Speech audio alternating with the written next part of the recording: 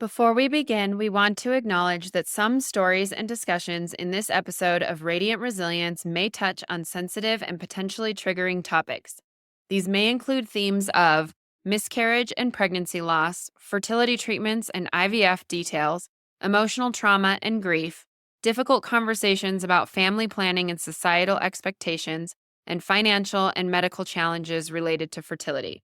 Our goal is to share real-life experiences in a respectful and empathetic manner, offering insights into the complexities of the human spirit and the journey towards resilience. However, we understand that some content might be difficult for listeners. We encourage you to prioritize your well-being and discretion when deciding to listen. Please remember this podcast is not a substitute for professional advice or support.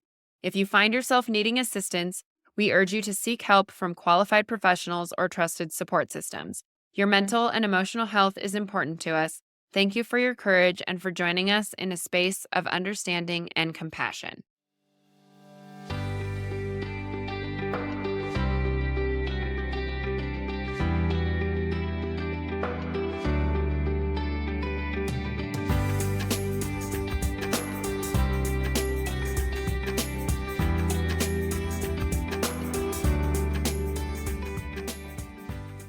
Welcome back, everyone, to Radiant Resilience. I have a newish guest in my life today that is here to talk to us, my good friend, Melanie MacKenzie.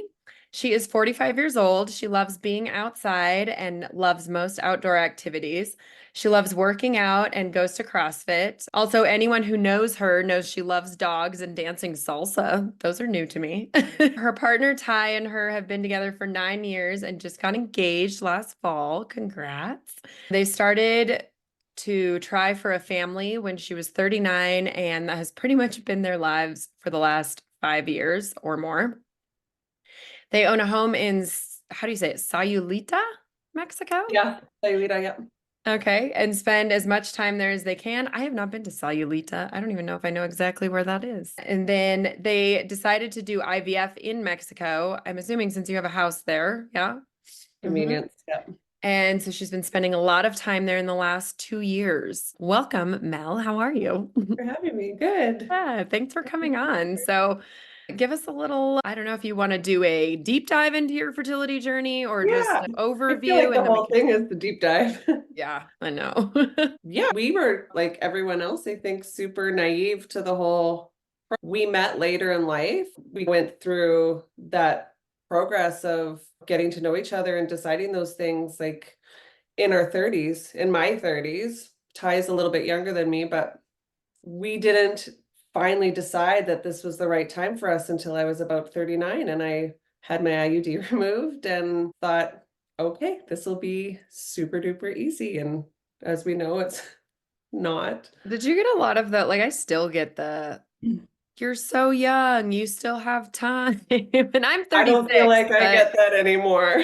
oh man, I still get that because I'm 36 and then people are just like, you still have plenty of time. And I'm like, I have been doing almost a decade of fertility treatments and have never once seen a positive pregnancy test. So what makes Right. you think it's going to get easier as I get closer to 40? And I think people say those things just out of lack of anything else to say. They want to sound like they're being positive and reassuring, and you're just sitting there going, no, like I feel it's like that comment is a little bit more of the toxic positivity. 100%. And I think trying to maybe educate people in a kind way that's not helpful Yeah. at this point is, and I don't really know how to approach those things with people. Yeah. Yeah. We've talked about that. That's So like jerk. Mel and I actually met in a support group that we did with this other lovely lady who does all sorts of fertility support stuff. And we've just kept in touch because she also used to be a hairdresser. I don't think you put that in your bio. I didn't. I don't know why I haven't been working in a salon for a while, but I still do hair here and there for friends and family and whatnot. But Yeah. yeah, I just felt like we had a lot in common Yeah. right off that, like outside of fertility. We both like working out and we both do hair Yeah. and then we both have this crazy story behind us that we can relate with, right? It's amazing the people I've connected with through this journey and at all different stages too. Like, do you feel like that too? I feel like I met some people when I started the IVF journey, and then some people fell off, and then I met new people that were in my same shoes, and now it's like a whole different group of people that I'm meeting in the like childless world. And I think that's where we're going right now, is trying to find friends that are childless by choice or not by choice or whatever, but to it just makes things socially easier Yeah, for us too a lot. Or friends who have older children yeah, for sure. Who have a bit more freedom and time. to do fun things with us. Yeah, for sure. Okay, so I totally interrupted you on that, Oh, but that's so you other guys met and then you decided to finally start having, or you decided to pull your IUD and start trying. How long did you guys try before you realized that maybe you needed some help? we tried. I mean, in the beginning, I don't think I was really recording it so much because it was just in my head, it was going to happen no matter Yeah. what. So I started to do a little more research when things weren't happening on their own. And, then we started using more like at-home kits. I started with the Prove test strips. I don't know if you've Okay. heard of those. I don't Uh, know. I don't think I've heard. Is it PROV? yeah. Well, then I've seen them, but they're like ovulation test strips then. Yeah, but they also record, they prove if you've actually ovulated. So Mm. you post ovulation would test for your PDG Okay. and, and it proves if you had a progesterone kick, Interesting. or Okay. rise Yeah, or whatever. I never tried those. Yeah. So that was a thing, start just recording more things. And then we did fall pregnant. We got pregnant in October of 2020. Okay. I'm trying to think now, I should have written it down. It was 2021. And I guess a surprise because we'd never seen a pregnancy test before Yeah. or a positive one. So we were super excited and super naive. And like that was it. We were pregnant and that was where things were going for us. Yeah. So I had an ultrasound booked at, I think it was 7 weeks, and Ty was working. And both of us were just so la-di-da about everything that I was like, it's okay, you can come to the next one. Yeah. So I went to the ultrasound alone, and that one was actually okay. I left with a picture. I Oh. left with come back in 2 weeks because it's still really early. And I felt totally fine with it. So we were in a little bit of a bliss. And then the follow-up ultrasound that we had, Ty took the morning off. And I remember, like, I'll just never forget this. We were giggling in the waiting room because I had a full bladder and I had to pee Ugh. so bad. And I just wanted to get in there because I just had to pee. You Jolly. you also have to do that for embryo transfers. As you know, I'm just sharing that with the general public. And I can't tell you how many freaks I've had. I don't know, 8, 9 embryo transfers. And I've literally sat in the waiting room like dying. And I actually have had to partially empty my bladder a couple Yeah. times because I was like, I can't do this. And they're just making you wait. And I'm like, I have to pee Waiting so with bad. a full bladder, just dying. So they do that when you're pregnant too. That's interesting. I didn't know that. I think they do that for, I don't, obviously, I don't know for second, third trimester ultrasounds, but I know I guess for anything over the bladder, they need it to be full so they can see past it. Yeah, so we went in and the ultrasound tech was very silent. And I just knew, I'm like, the last lady was so chatty. This is different. And she said, well, go empty your bladder and we're going to do an internal ultrasound. And that's when they told us that there was no heartbeat. Mhm. And we just were dumbfounded. Like we were so naive to the fact that could actually happen. Yeah, I think it took me a minute to just realize what was going on.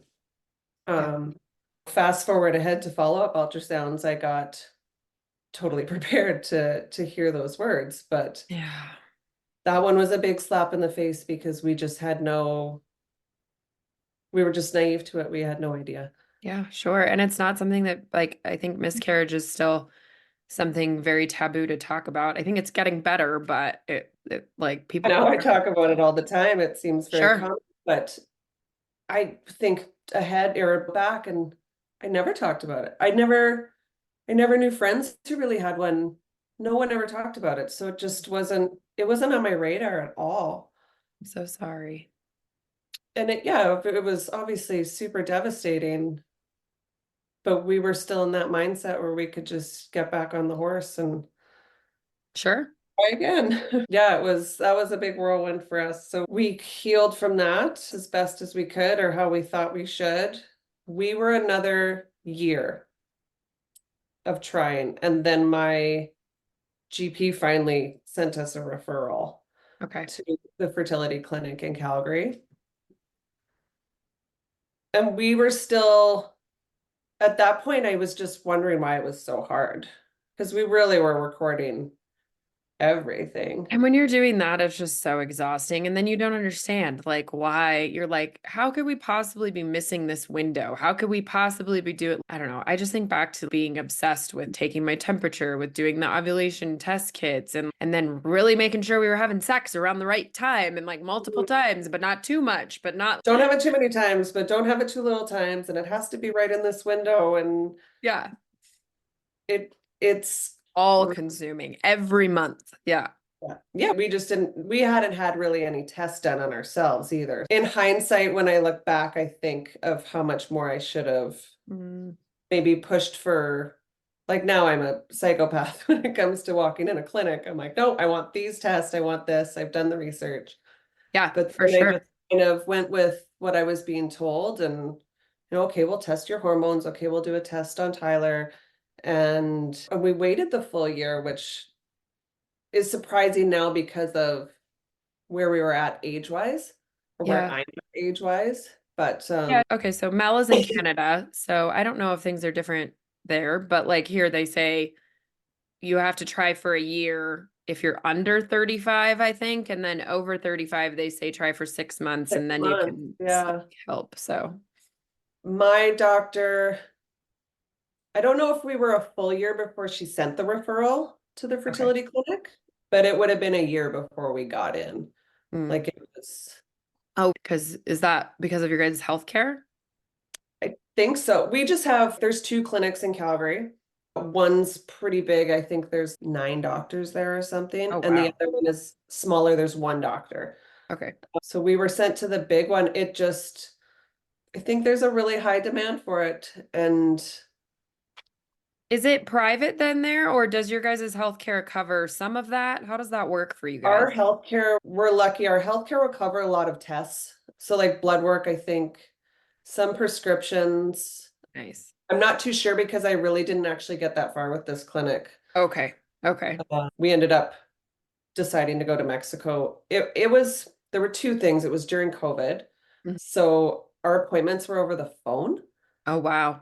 They weren't even over video though. There was no eye contact. There was Mm. no personal relationship. It was just over the phone. So I felt that really daunting because I think you need a bit of compassion from your fertility doctor because you're going through a really hard time. I So don't to know. not even make eye contact with somebody is Yeah, I think the jury's still out on whether or not there's a lot of compassion from them there, but in right. I mean, general, and everyone's different. I've heard mixed reviews about different doctors at that clinic, but I just felt like for us it wasn't the right fit for yeah. sure. We stuck with him a little bit. We actually got our first appointment and had a consultation, and then I got pregnant again. Okay. Um, which I hate saying because you'll get that appointment and then you'll fall pregnant. I feel Um, you on that. and it happened, but we first ultrasound didn't go well for us again. So, quick question. The first time you got pregnant, the first ultrasound you said was super early. Do you remember how many weeks that was? I was about 7 weeks. And then they told you to wait 2 weeks. So then that We, was 9 weeks. yeah, So this one, did you wait a little longer to do yeah, the we went in ultrasound at then? 8 weeks. Okay. So around the same time frame then is the first one. Yeah. Yeah. At 8 weeks, they said it should have been. We were measuring on that one about 6 weeks. Okay. So baby hadn't really grown past that, and they were very adamant that it was not a viable pregnancy. We were not as shocked. I guess we went in there expecting that, not expecting it, wishing for a different reality. But knowing that it was a possibility versus the first time going in Where all. we were so blown away by, yeah.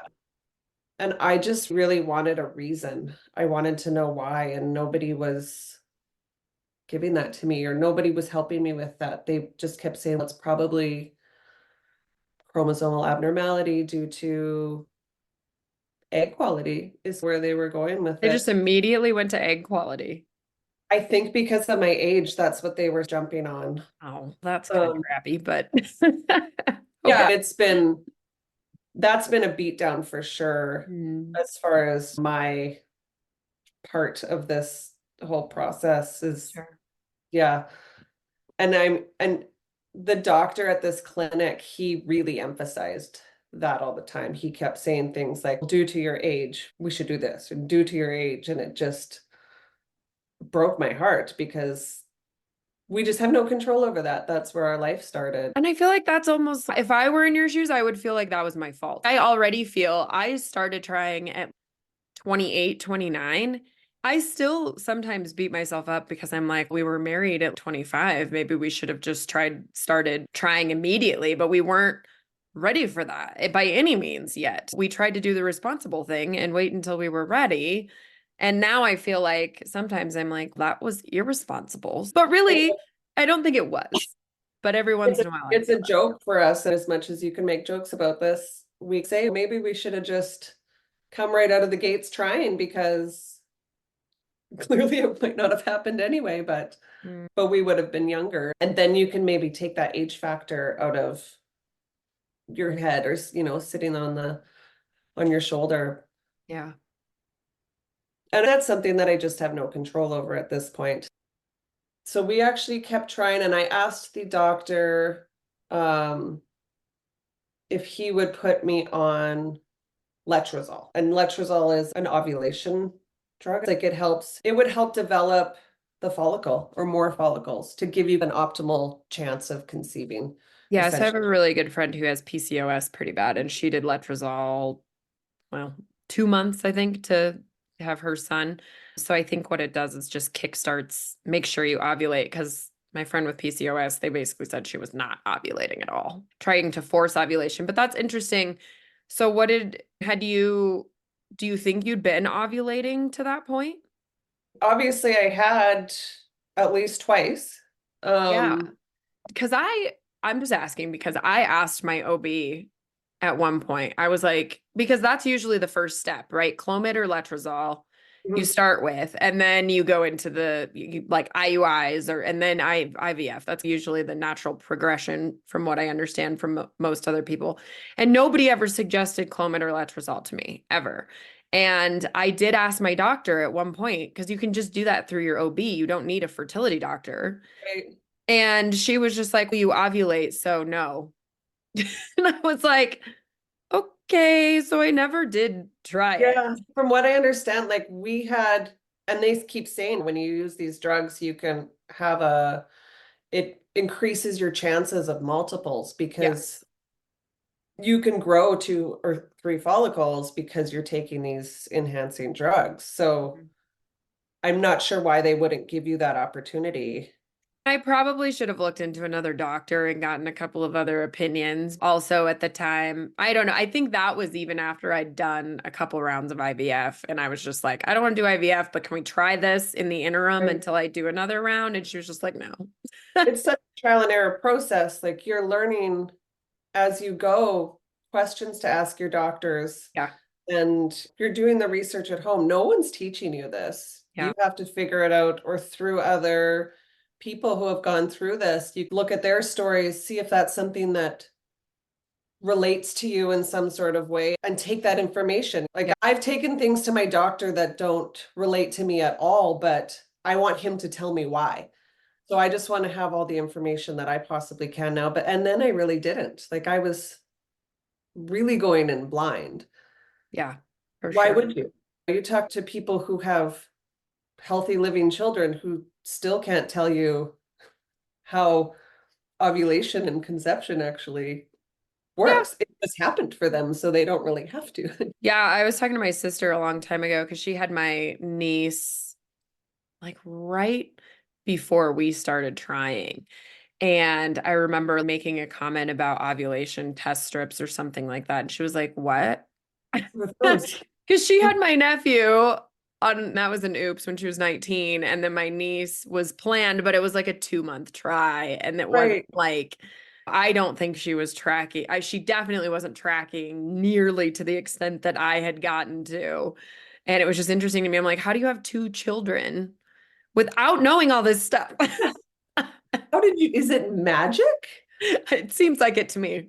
Yeah, that's Truly. the other thing. We're like, this is hard. This is a miracle.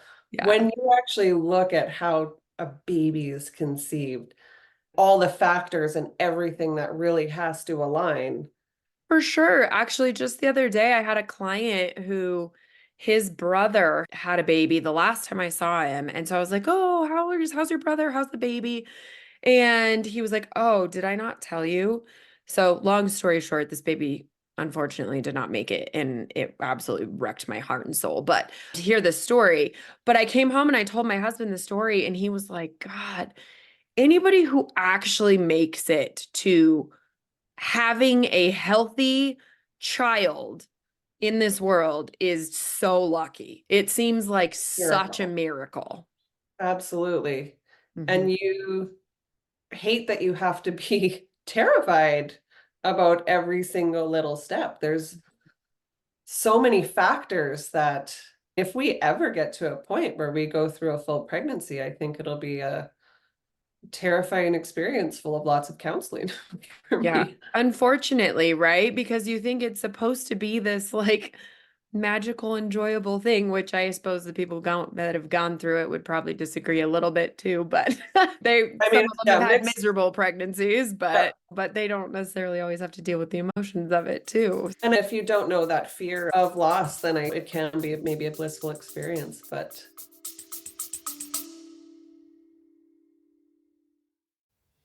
Hi, friend, and welcome to this episode of Radiant Resilience.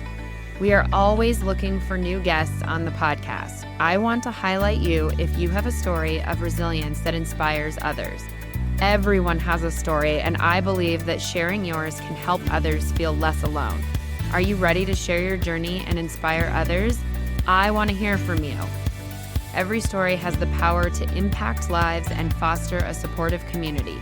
If you have a tale of overcoming adversity, personal growth, or a unique perspective on life's challenges, I would love to have you as a guest on the podcast.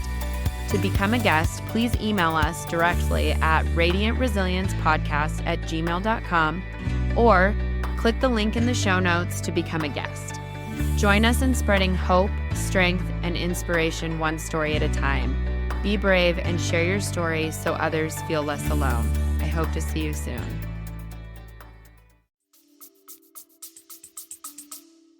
Yeah, I think that's pretty rare too. So anyways, I'm sorry, we got off track again. Letrozole, you were talking about the letrozole. so we did their first month of letrozole, unsuccessful.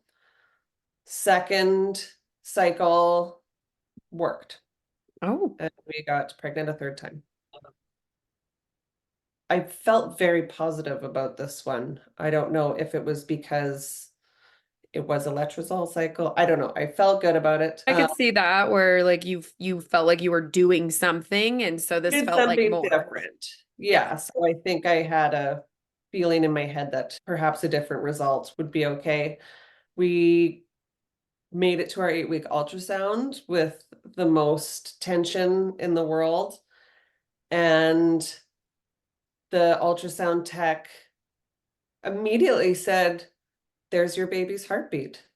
And Oh, I had a meltdown in the yeah. chair because I didn't, either way, I was going to have a meltdown. but at least it was a happy one. And she could barely move the wand around because I was heaving so hard. Mm. Just to hear somebody say that, and what a feeling it was, Yeah. just to have that moment and have Ty be there. And that was the first time he ever got to see that. So we were good. We had a couple, due to my age again, we were recommended to do the NIP testing. I don't know what it is, all the acronym for it, but basically genetic testing to test for chromosomal abnormalities, because I was of advanced maternal age. A geriatric pregnancy, as they say. Yeah. I hate I know, I do that. too. So we did that, and unfortunately our results came back. We had a 97% positive with trisomy 21, which is Down syndrome. Mm, So that hurt our hearts a little bit, but sure. I was fully prepared to, that was the path that we were going to go on. I'm like, okay, this is the curve in the road, but you see a lot of very happy children with Down syndrome or other syndromes, and that's okay. Like I Yeah. was totally fine with that. We've had a follow-up ultrasound at 11 weeks to, it's 11 or 12 weeks to confirm that testing. So they would look at to see if there was fluid on the back of the baby's neck that would confirm if it was Down syndrome. And at that ultrasound, we didn't even get to that point. Mm. I just knew when she went silent again. God, We to have that job would be horrible. To have to honest to tell people goodness, that. right? You Yeah. can tell because they just go quiet. And I even at our previous one when she just told us immediately. And yeah, we just knew. So they send you to a separate room. You have to meet with the doctor. And it was so funny. I'll never forget this because I just thought it was so insensitive. The doctor said to me, nature has made the decision for you. Oh my gosh. And I was like, in my head, there really wasn't a decision. Fuck you. So You excuse me. know, Yeah, it was just that hurt my heart a lot. yeah, absolutely. Yeah. And that was years ago, and I still want to call that clinic and tell them like, let's work on some sensitivity training, folks, because For that in sure. that moment, that's not a proper way to approach it. And I mean, I barely remember what he looks like. I don't know his name. I was blacked out, I think, like Yeah. Back into just shock broken. mode. And then having to leave there with people very fully pregnant in the waiting room, and we're Mm. walking out. Was this like an OBGYN then versus a fertility clinic? No, it was the fertility clinic, but a separate wing where they Okay. have a diagnostic ultrasound rooms. But I think most of the people in that building would be there for some sort of pregnancy related Mm. service or whatnot. Whether you could go for testing, but on that day, I do really remember it was couples and it was pregnant women in the waiting room, and that Mm. Yeah. was so hard for us. I think even going out to the elevator, I can't remember if we got in it or not. Like it was just such a blur. But there was a happy couple in the elevator, and I can't remember if we got in or waited for the next one because I blacked out. But yeah, yucky situation. Yeah. And to have to go home and tell everybody, everyone's kind of wait. I think people know I tend to go silent. So I think people knew when there was no update, here's the picture. Yeah. And because we'd been there before, that was, I think family and friends were expecting that too at that point. Yeah. We're a little more prepared for it, but Ugh. it broke us.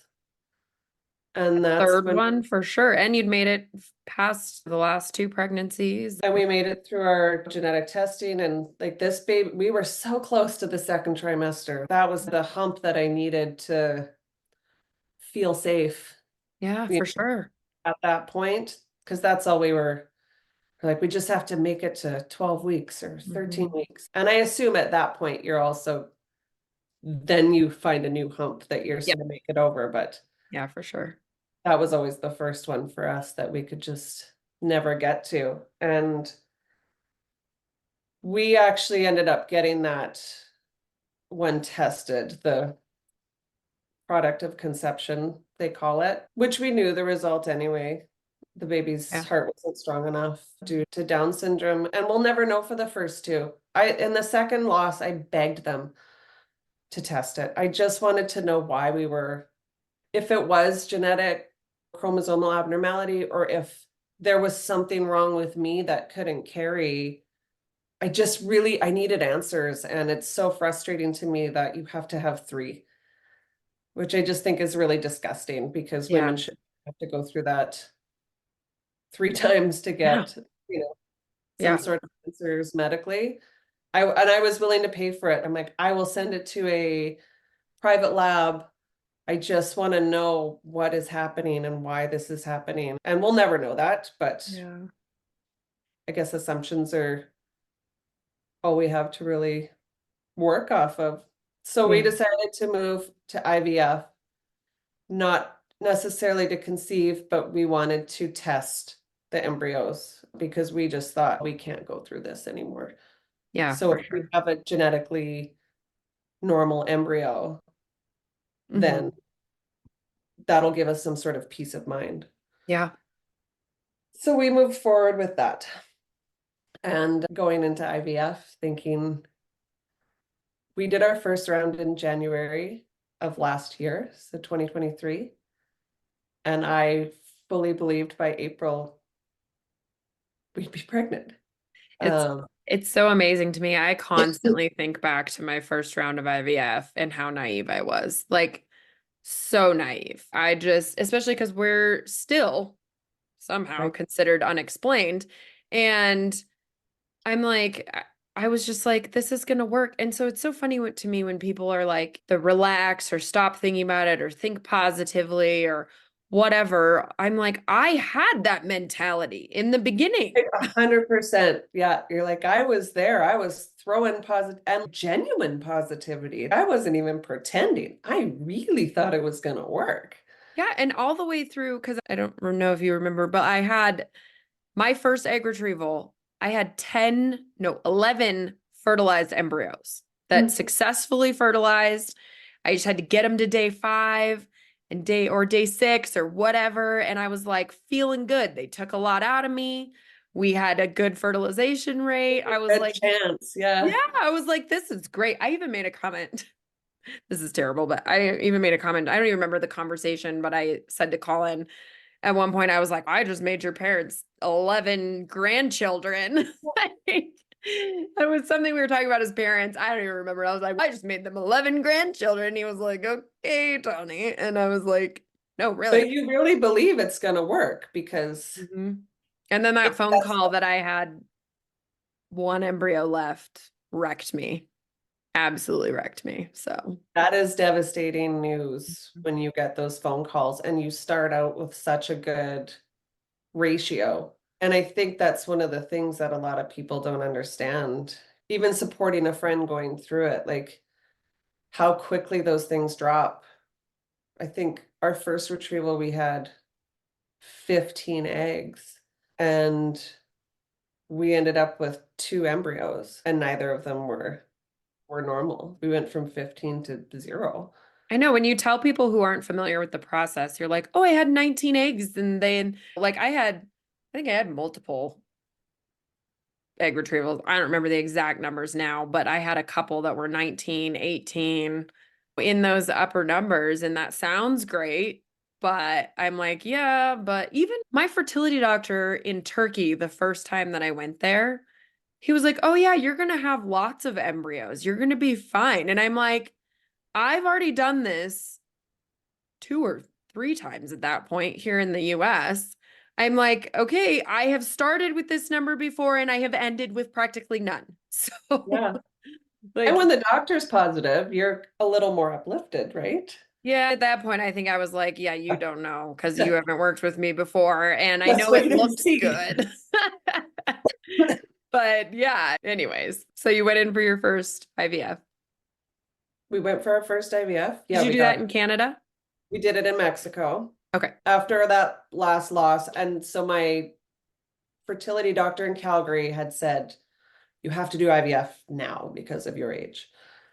And I started looking at clinics down there. We were looking at the price, which is funny now because we've done so much of it that we've just spent $1 zillion anyway. Yep. But also, I just wanted a different experience than what we were getting. And having one Zoom meeting with this doctor down there, I felt like he was going to be the right fit for me on a personal level.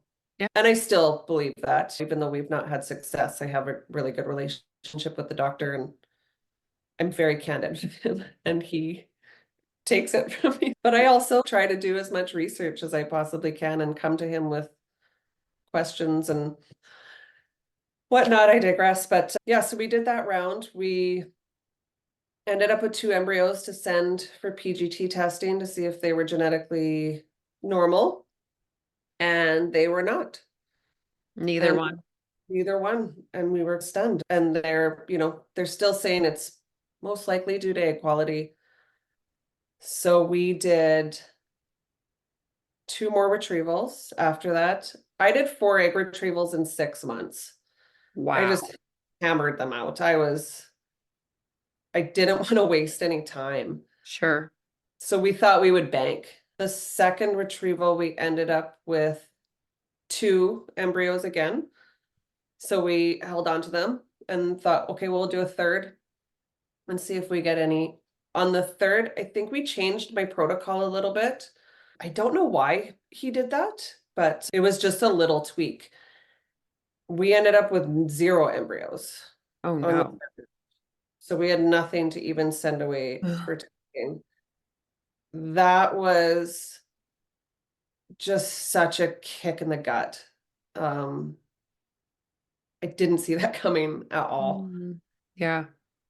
I remember, God, I was in a restaurant when he called me too. I had to like get the waiter to come over, make my food to go, sobbing in this restaurant, Mm. just wondering how that was even possible that we ended up with nothing. And so then we decided to do a fourth. I think my doctor just really felt bad for us, and he gave us a fourth round with all I had to pay for were the meds. Wow. That's really kind. Very kind of him. And maybe he felt responsible because he changed my protocol in the third. So we did a fourth. I went home for a cycle and came back and hammered another one out. And that was last June. So that was a year ago. And we ended up sending 3 away for testing, and they all came back abnormal. And so we were still at 0. And it's Oh. devastating because you put yourself through so much trauma, really is the word for it. Emotionally and physically, right? Egg retrievals are no joke. They are hard shit physically. I never want to do it again. I know. I feel It you. is so emotionally aside, just putting your body through that hormonal change. I don't know about you. I found that post retrieval, when your body was readjusting to your normal hormones, was when I felt the worst. Mm. Like my emotions were all over the place. Mm. I had rage. I felt guilty because I was constantly like checking with my husband. I'm like, are you okay? You're not mad at me that we did this? Like, Hey. and that was all in my head. It was all in Yeah, my head. It was all emotional. It was all hormonal. But yeah. I felt guilty, like I had forced him into something he didn't want to do, and that's not even true. So, You create these stories in your brain, and yeah, I hated it. I don't take it lightly, like for anyone who's thinking about doing that. And I felt like each one got worse for mm, some reason, and whether or not that was a buildup of all those hormones and then coming off the hormones, or if I had just done so many in such a short period of time. But yeah, they were horrible. yeah. It was so fun. So we decided to stop doing egg retrievals. We didn't feel like we were gonna get anywhere with that. Mm. And we made the decision to start looking at donor eggs. Okay. So my doctor had sent us it's a catalog basically. It's just the weirdest thing. You're choosing genetically what your future's going to look like. Yeah, that's interesting. I've heard that it's the same way with sperm if you use a sperm donor as well. It's the first time I looked through it, I chose no one. No Mm. one was acceptable. You really do look for characteristics that resemble you in some sort of way. And Yeah. nobody ever really does. For me, the biggest thing was eye color and blood type. I don't know why I keep fixating on blood type, but it seemed important to me. So I think I would just go through it over and over again because the more I looked at it, the more things became acceptable for me. And we ended up choosing one. She was a newer to the clinic, and then I was really happy with her. Okay. So she did a fresh retrieval in October, and Ty flew down to Mexico and fertilized that batch. Hmm. And we had 5 embryos to send away for testing, Oh, yeah. which I thought was great. Yeah. And she was 23, so I don't know why we decided to test. I'm glad we did. We ended up with two that came back normal. Okay. So even with a 23-year-old, there's still possibilities of genetic abnormalities. So it took a little bit of pressure off of me and my age because I didn't feel as bad. But we did a transfer in November and that came up negative. And I Mm. did it, when did we transfer? April. We ended up, after the first failed transfer, I wanted to do a little bit of investigating because we had one embryo left. Yeah. And that in our heads, we were like, we are done after this. This is our last chance. So I set up a cycle where we did an ERA. Yep. I did that before. Hmm. They're fun. Uh, So I did an ERA and then I also did that Receptiva test. Have you heard of that one too? But both of them are like a biopsy of your uterine lining and it is a horrific process to go through. it's excruciating. Yeah. Yeah. I was blown away after that they do that with no sedation Yeah. or any sort of pain management. Yeah. Uh, I drove myself. I think Colin went with me to the ERA. And then I had stupid nurses at the time that just could not get the catheter through my cervix either. And so, like, I had my legs in the air, I swear to God, for 20 minutes no blood while in they your were trying blood. to get the stupid catheter in. And then they finally got it in, and then they wanted to do the biopsy, and then they want to make sure they get enough. Because if they don't get enough of your It lining, does. then yeah. So, anyways, but the second one or the Receptiva, I went by myself. Yeah, I did the whole thing on my own. It was starting to get really expensive for both of us to fly down there. Yeah.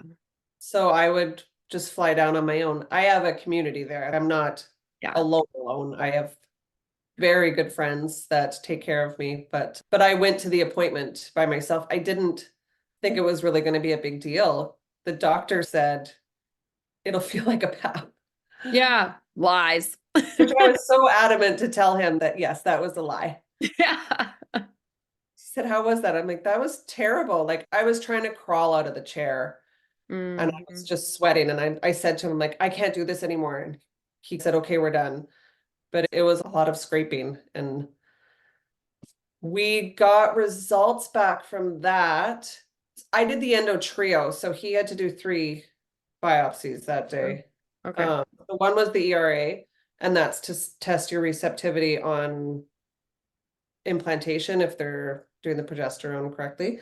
The other 2 was for a microbiome Okay. and infection, I believe. I actually just had a friend who's a nurse at a fertility clinic reach out to me about the infection part of that. She said if you can test for, I can't remember the name of the infection they specifically look for, but Urea plasma is what. yeah, I think that's I think that I could look at my text messages from her, but yeah, it was something like that. And she said it's pretty easy to treat. It's only like 21 days of doxycycline, but both partners have to take it because you can be reinfected by your partner. He sent me home with that because I had left Mexico before we had test results. So I actually left with that, yeah, doxycycline Yeah. and didn't end up having to take it. The microbiome was really the only thing that came up abnormal, and that's easy to fix with a probiotic, basically. Okay.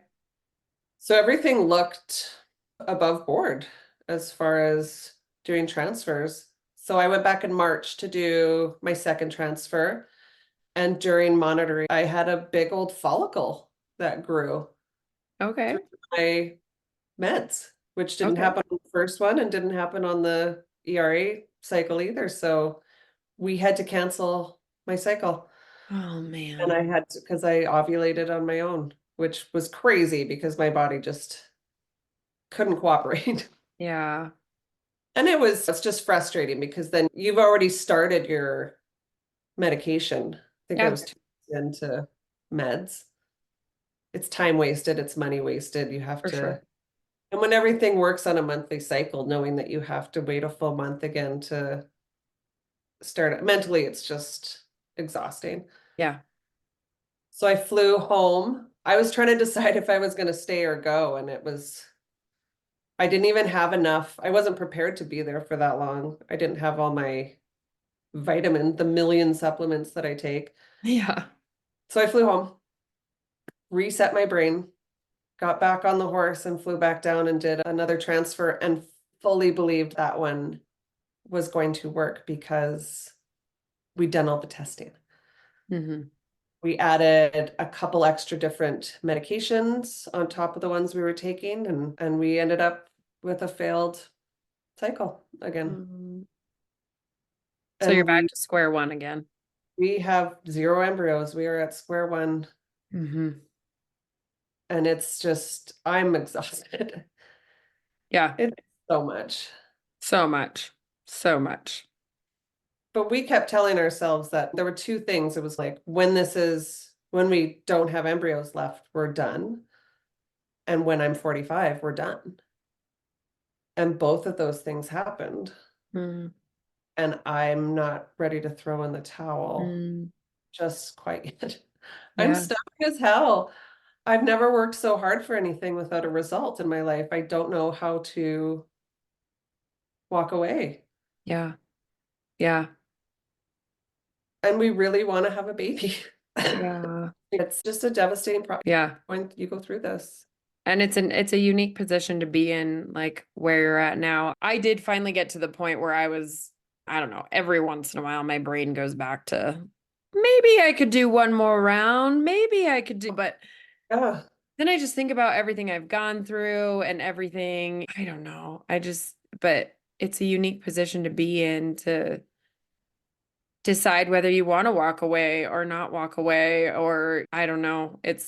Or I guess we decided we didn't want to do donor eggs, donor sperm, donor embryos. I don't think I can afford a surrogate. And so, It's that the decisions are not taken lightly, no, and no. they're big decisions, even to have to mourn that genetic loss of Yeah. using. Like I did a lot of research on it, and I tried to talk to people who have also been through it, get into their mind and how they view it. And I was okay with it. I'm still okay with it. But it was not a decision that was made lightly. And it's funny because people will suggest surrogacy to me, which I do find offensive. And I think they're trying to help in a way. I don't know. We don't have a uterine problem. Yeah. That's not the issue here. And surrogacy is expensive. Yeah. I think I did a post on my Instagram a few months ago because I had done research on the average cost in the US of all of those things. And surrogacy was like 100 to $200,000 Right. average. Yeah, average. And I know people that have done it and it still didn't work. Yeah, So, not a guarantee. mhm. None of it Here, I'm is. not sure.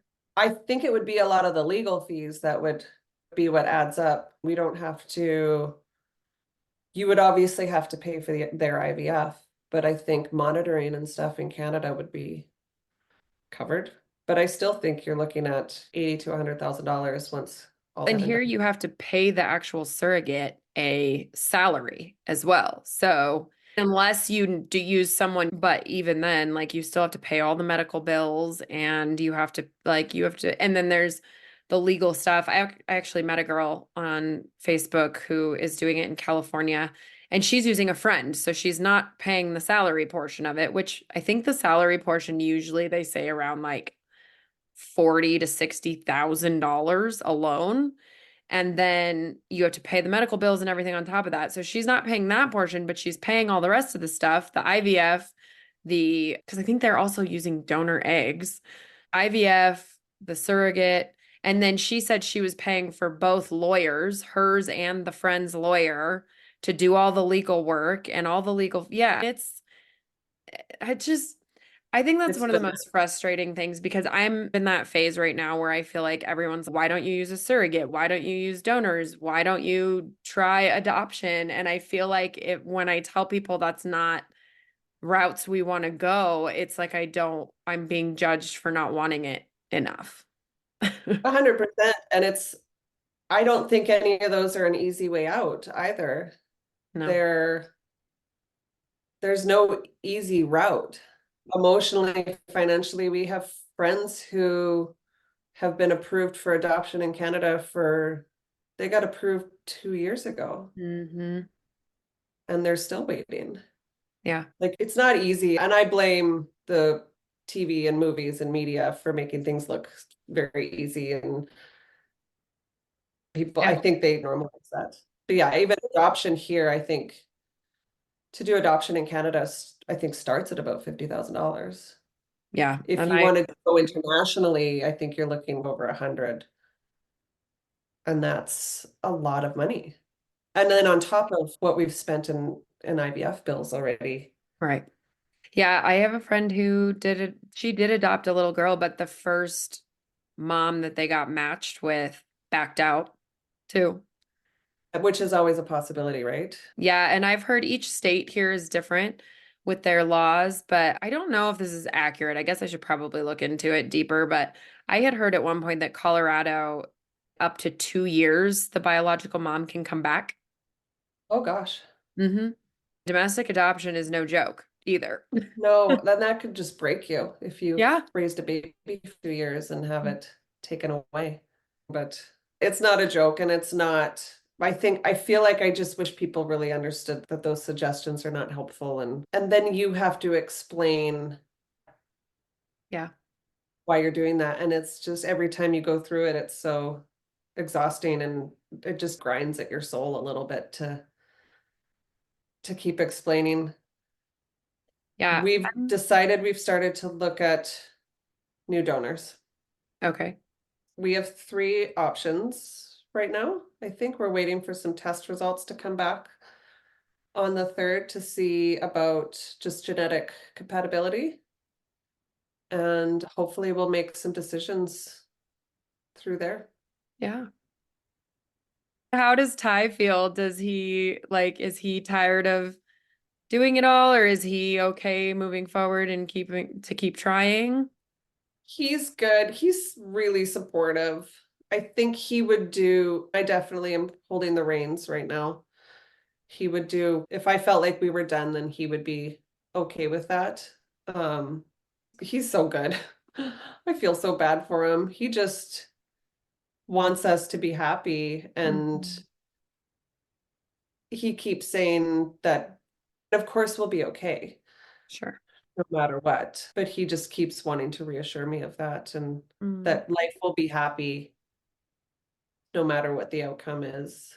But that's Um, still really hard to accept because my husband said that early on, and I would get mad at him. I'd be like, that was not what the life was like that's not supposed an to be. option. Yeah, that's not an option. And now I'm having to like okay, yeah, we have a good life. Everything's fine. It's just not the life that I imagined I would have. And I didn't get a say in that. I didn't get to choose that.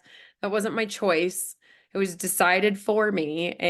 But I Yeah. do envy their positivity a little bit in that they can look at it that way and not have the same emotions attached to it that we do. I envy it a little bit, and I feel bad for him because I feel like he has to do that for me. I wonder if if he was kind of running the situation. I just feel like he feels like he has to be positive so that I have something to lean on. Hmm. Um, and I always want him to know that he can share his own feelings and be. And sometimes as a woman, you misinterpret that too. I don't know if you've ever gotten there, but I'm like, don't you care? Yeah. Why aren't you Why as is sad this as why is this not affecting you the same way? Am I the only crazy person in this relationship? the answer is yes. Yeah. But I think he's just trying so hard to be the hold me up guy that he's not feeling his own feelings as much as he maybe should be. And yeah, it's really hard on relationships too. I don't think this will break us. It's definitely made us stronger, but it's hard. It's broken a lot of relationships. I know people that are on the verge of divorce or have been divorced because of it. And I know women that are like, I'm going to do everything in my power to make this happen. And the men are like, I'm done. I can't watch you go through this anymore, which is fair, right? And they're going through it too. But I have friends that are like, I told him, like, okay, or walk then, and I'll find a sperm donor. Yeah, you get so focused, hyper focused on the outcome that you want that we haven't reached that point, thank God, but I could definitely see where that could happen to couples. Yeah, It's I sad. could see it And I too. And mean, we had, go ahead. sorry, no, I was just going to say some people don't have communication, or maybe there was an underlying problem before. Who Yeah. knows? But it's a very hard thing as a couple to go through and to be on the same page and Hmm. to feel all the feelings and Yeah. still love each other. Yeah, we definitely had our moments where I was like, oh God, is this gonna be the end of my marriage? But I think we did get over that hump, and I'm very grateful for that, that I feel like we have actually become closer and stronger really in the end. But I know that doesn't happen for everybody. No, yeah, I agree. I feel like for us too, that's when you go through something that is so hard together, it's a make or break, and it's definitely made us better Yeah. in a lot of ways. Yeah, so we had a conversation recently about that was a very emotional conversation just because we're in that weird space of we're not pursuing anything, but I haven't said we're fully done and we're moving on child free or whatever. I still have adoption in the back of my mind as a possibility. But we had a conversation the other day, and I was like, if there was something I wanted to try, because I've had it like the doxycycline for 21 days, or because my Right. nurse friend was like, oh, some people get pregnant naturally after this. So, like, how that seems pretty harmless. Try for Yeah. 21 days or do that for 21 days and then see what happens after that. I've looked into PRP. Is that what it's called? PRP treatment. Have you heard of I've that? done PRP. Yeah, I did that my first egg retrieval. Okay. Yeah, and you can do that in your ovaries and your uterus and things like that. So I've had a few things come across that have I've been like, maybe we could try that, but I've been afraid to say anything to him. So I With finally fear did. of him Fear not of, wanting to do it. yeah, him shutting it down immediately and not wanting to do anything. And then also I feel bad. He's been through all this too. He's exhausted too. And I wouldn't blame him if he wanted to be totally done and move on from it. 100%. Yeah, Yeah. it's exhausting for both parties. It's exhausting for the man to watch the woman go through all of it. And Yeah. So that was his response was I was like, I've been afraid to say these things to you. And but what if I wanted to try a couple of things? And his response was that he would be okay doing whatever I wanted, but he's very concerned about my emotional state at the end of it. If it doesn't work out, you have done so much work and you've come so far. I don't want to see you backtrack 20 steps Right. if it I doesn't mean, work. you can look at it one of two ways, though. If you have tried everything, for me personally, I think that's where I can really call it. If I've tried everything and there's nothing more that I can do, then I'd call it. Yeah. That's me. And yeah, I just don't feel like I'm not ready to put a pin in it quite yet. I Because was ready to put a pin in the IVF part of it. I'm done with that part. when I out going back and doing another transfer cycle, I want to barf. It's emotionally, physically, it's fine. It's whatever. The drugs didn't really bother me that much for transfer cycles. The emotional toll of and being positive or whatever you want to call it is just so exhausting. Mhm. Um, I dread it. I absolutely dread doing another transfer cycle, but it would be worth it to me if we had a positive outcome. Everything we've done up until this point would be worth it Yeah. for us to have a living baby. Yeah, for sure. Doing everything that we do Oh. for a positive outcome is worth it. So my sister recently, I was talking to her about the conversation I had with my husband recently, and she was like, she mentioned adoption or something, and then she was like, but what if it does work out?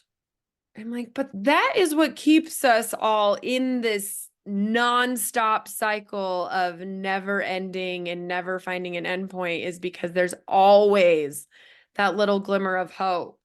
Possibility. Yeah, Yeah.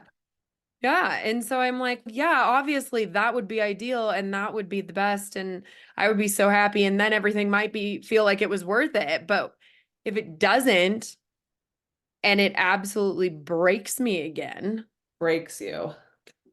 Mhm. I don't know. I don't know if I can do it again.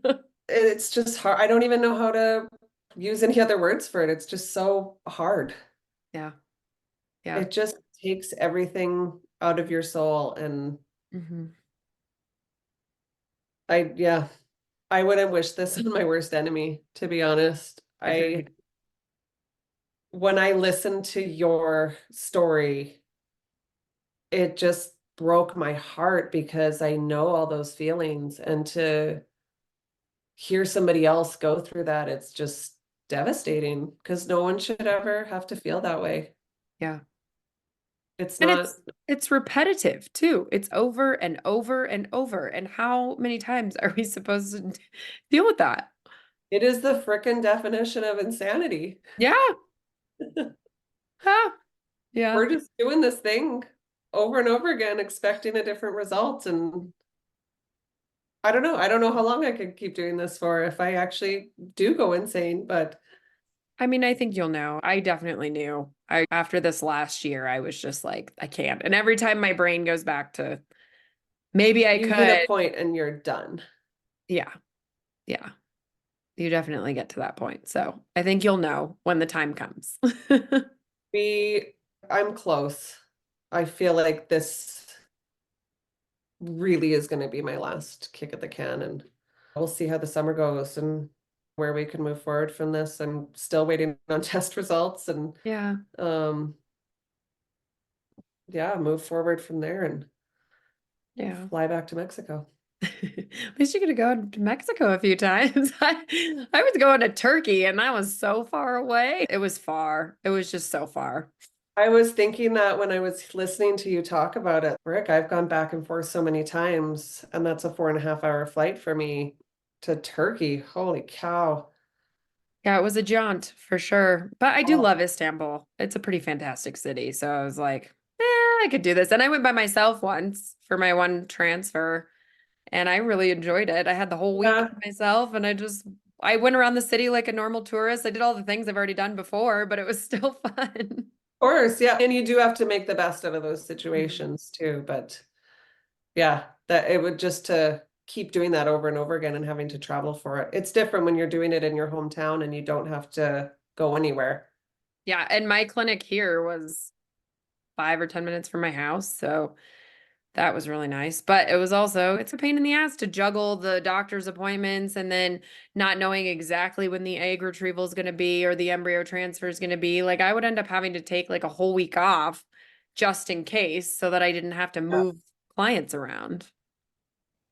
Kind of, yeah, you're balancing on either end and it's working around your cycle that Yeah. you're trying to throw flights in the mix and okay, I have to be there on this day, but I don't know when my cycle is going to start. So you can't even book flights really until you start your period, Which or you also makes think you it might. expensive.